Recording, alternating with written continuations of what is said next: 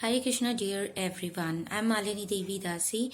My humble obeisances to all the Vaishnava devotees. This video is meant for my friends, colleagues, and all the parents who intend to admit their little one to preschool.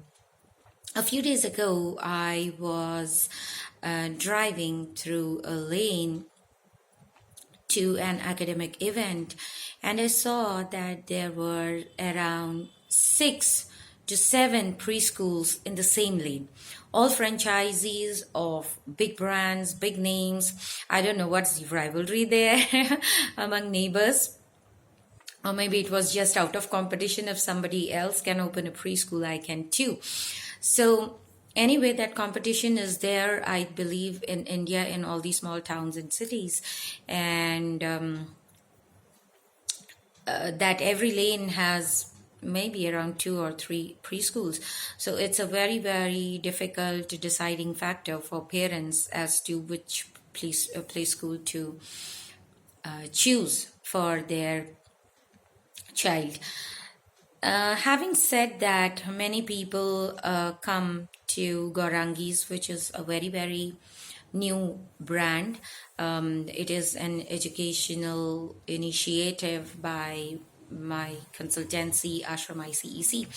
And it doesn't follow the traditional, or not traditional actually, the conventional Montessori system of learning. And often parents come over and ask that your preschool doesn't look like a normal conventional professional school. Well, my answer to that question is that for acquiring knowledge and for acquiring right behavior and habits, one doesn't need infrastructure.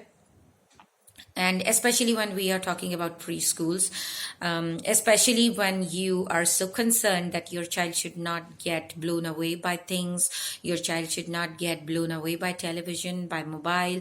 So I don't think too much of infrastructure and too many things are actually required to teach them the fundamentals of life, or for that matter, any academic knowledge. People who have been associated with me and have been in constant communication with me on Facebook would know that very recently I had posted a video of Dr. Devi Shetty, founder Narayan Hridayalaya, in which he says that the other countries, they are so open, and they apply their logic when they take certain decisions, especially academics.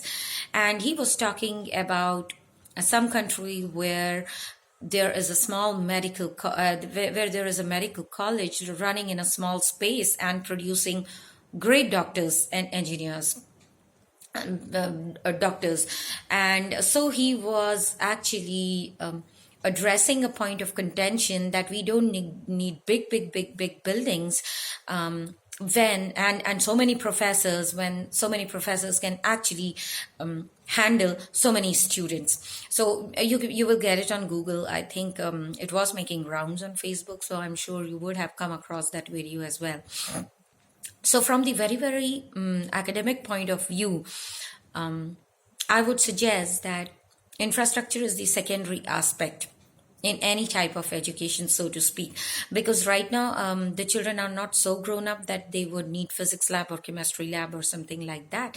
And knowledge doesn't come in classrooms, by the way. Knowledge doesn't come in classrooms because it is a system in GAURANGI's that we take children out very, very often, unless it rains.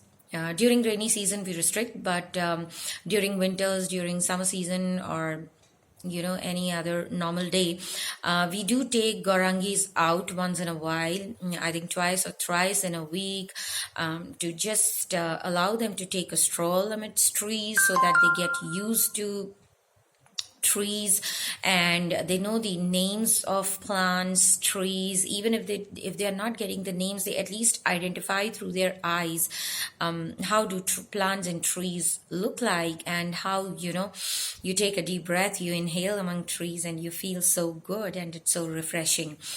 And We take them to temples for their inner peace and solace, where I just do some kirtan and they just join me because they are habitual to doing kirtan every day. That's part of their daily schedule. So they start their day with kirtan and they end their day with kirtan. And that's what happens at Gaurangi. So when parents come to Gaurangis, they ask two, three very fundamental questions that you don't have toys. Had there been toys? Had there been things? Had there been charts? It would have been great. Well, some of the charts, I think they themselves have put it in their houses, so I don't think I need to spend on that again. Their money, but we do have smart boards where we don't give them books. Because ultimately, Gaurangis believes and very strongly actually that if you put so much stress at this age, I can surely bet that by the time your child would reach 6th standard, 7th standard, 8th or 9th standard, the child will not listen to you.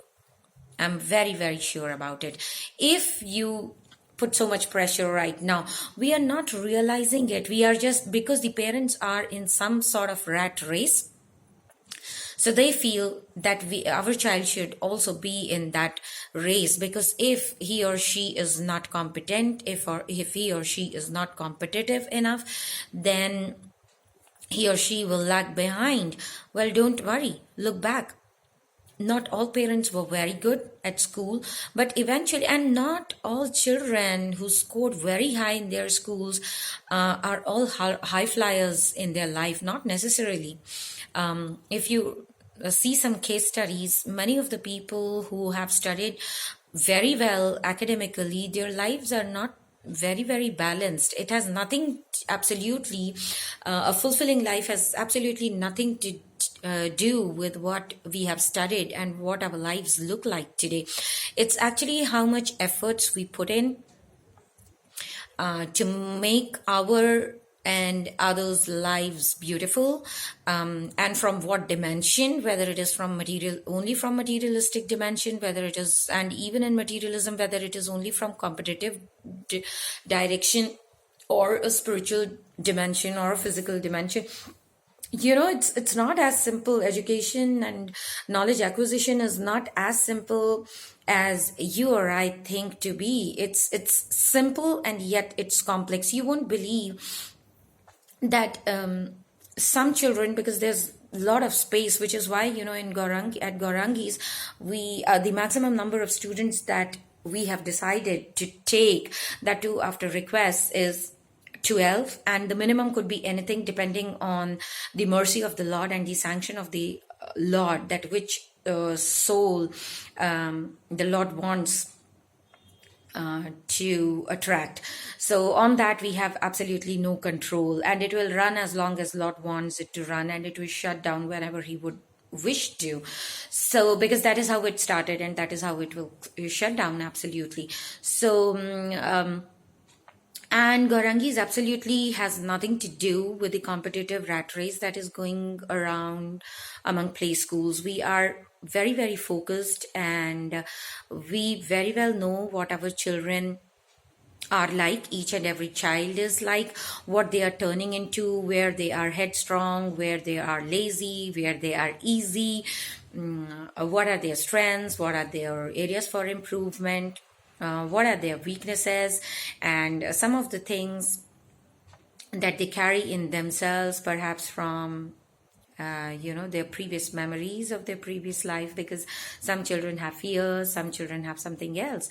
So many of the children here had lot of fears, like fear of height, fear of even ringing the bell, listening to so many voices. So we are aware about each and every child's intrinsic system as well, which perhaps one cannot do if one takes too many children. So this is one reason why, because this is one of the questions that parents ask, that why don't you take more children? I said, I will not.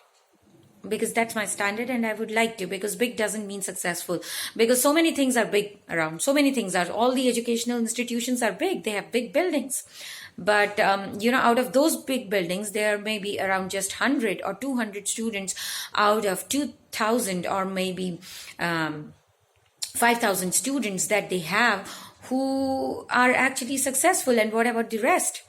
They are also the large children. But the schools don't have the time, nor do they have resources to bother about themselves, because what these schools are, bigger names are all bothered about is their brand, so-called TRP. And how, and they put so much pressure. Oh my God, you think about yourself, what would be the state of your mind if your boss puts too much pressure on you? You will go mad, crazy. They are kids. Why do you want us to put so much of pressure on them, to make them teach and brainstorm? And yeah, brainstorming they do. Gaurangis do a lot of brainstorming. Yes, sometimes, children are moody. So you force them, they will not say anything. In fact, sometimes children behave as if they are foolish and they don't know anything. But we know, because they stay here for 3 hours, sometimes more than 3 hours. And we know each and everything, and when their parents come, they just switch off, and they go into another mode. So they have their own system of response, which perhaps by force they won't tell you how much they know and what do they know. I don't think any child would do that, and which is why many of the children are becoming very, very headstrong. So these are 2 3 questions that I wanted to address. That why doesn't Gaurangis take more children? Why aren't there many things around? Well, there are many things in your house. Children play with those things. We don't have to keep all those things there. And Montessori, you can watch my video about Montessori, what I have said about Montessori system of education, and I'm not for it at all. Maybe 1 or 2 things, strategies, but I think that naturally comes to an educationist when he or she is into the system of education. And why doesn't it look professional? Well, we don't have to look professional, because we know what we are giving is real knowledge, and what we are giving are some habits that would really, really help them in the long run in their life. And professionalism to me means coming on time, leaving on time, child being very, very disciplined, not watching too much of television, not fidgeting with mobiles too much, watching what he or she is supposed to, having enough control on eating and sleeping habits, which I think some of the habits parents must make sure that they develop at home. And unless every member of the family does that, child will never do that. So the elders of the family must take care of this very, very nicely. And professionalism to me means understanding concepts in the right way, so that they don't vanish by the time they reach second or third or fourth, because little children, like them, they need lot of revision of the same thing on and on and on. Otherwise, if you leave them just like that, and if you don't revise with kids, it gets washed away after some time. Some children do remember lot of things even after they move out, but that depends on the individual capacity. But most of the time, children need a lot of revision of certain concepts and things. So if you keep revising some of the fundamentals till second standard or third standard or fourth standard, the child will never forget that. And paying individual attention at this age is very, very important. And professionalism is that you pay attention to each and every child to whose parents you have committed to. Whether fee is secondary. In fact, Gaurangis doesn't even charge registration fee or admission fee. Whatever we charge is just the monthly fee, and we manage our budget within that. So it's like that.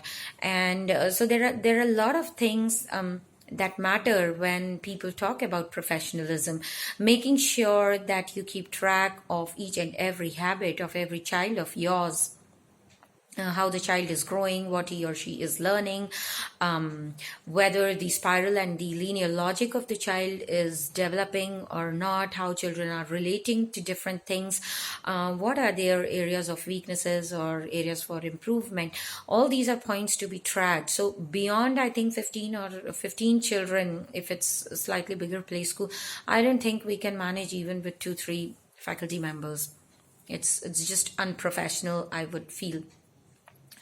And reading, writing, listening, and speaking, these are the 4 skills.